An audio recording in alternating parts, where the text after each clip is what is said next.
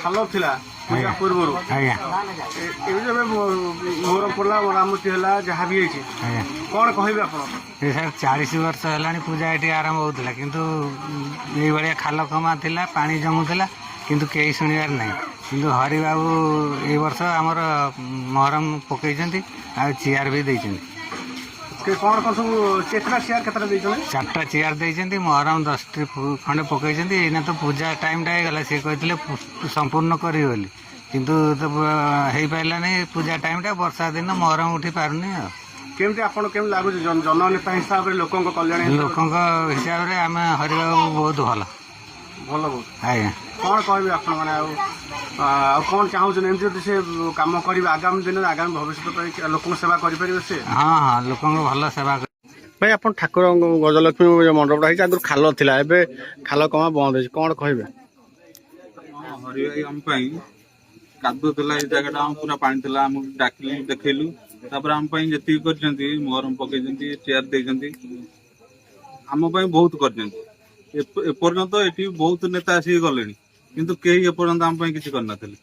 ହରିଭାଇ ଆମ ପାଇଁ ବହୁତ କରିଛନ୍ତି ନେତା ଥାଇକି ନା ନେତା ନଥାଇ ନେତା ନାହାନ୍ତି ଏବେ ତ ଆମେ ଫାଷ୍ଟ ସେ ଏବେ ଆଇଲେ ଇଏ ଉପରକୁ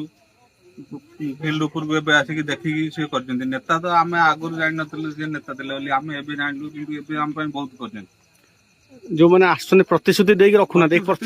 ପ୍ରତିଶ୍ରୁତି ଦେଇକି ଆଗରୁ ବହୁତ ଆସିକି ପ୍ରତିଶ୍ରୁତି ଦେଇଛନ୍ତି କିନ୍ତୁ କେହି କିଛି କରିନାହାନ୍ତି କିନ୍ତୁ ହରିଭାଇ ଆମ ପାଇଁ ବହୁତ କରିଛନ୍ତି ଆମ ହଡ଼ିଆପାଳ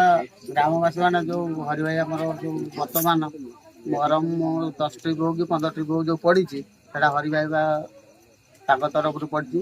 ଆମ ଗାଁରେ ସରପଞ୍ଚ ମଧ୍ୟ ଥାଇକି ସେ ବି ମଧ୍ୟ କିଛି ଏପର୍ଯ୍ୟନ୍ତ ଆମ କଥା ଶୁଣି ନାହାନ୍ତି ତେଣୁକରି ସେ ଯୋଉ କରିଛନ୍ତି ଆମର ଯେତିକି ହଉ ଚେୟାର 2ଟା ନଥିଲା ଚେୟାର 4ଟା ପକେଇ ଦେଇଛନ୍ତି ମହରମ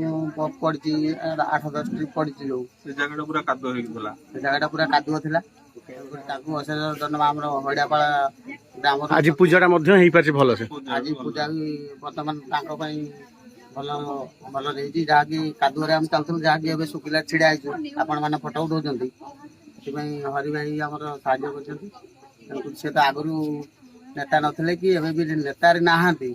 ଯେଉଁମାନେ ତ ଅଛନ୍ତି ନେତାରେ ସିଏ ଏପର୍ଯ୍ୟନ୍ତ କିଛି କରିପାରୁନାହାନ୍ତି ସେ ନଥାଇ ବି ଆମ ପାଇଁ ଯେତିକି କରିଛନ୍ତି ବହୁତ କରିଛନ୍ତି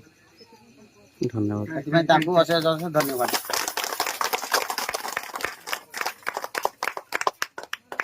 ଆପଣ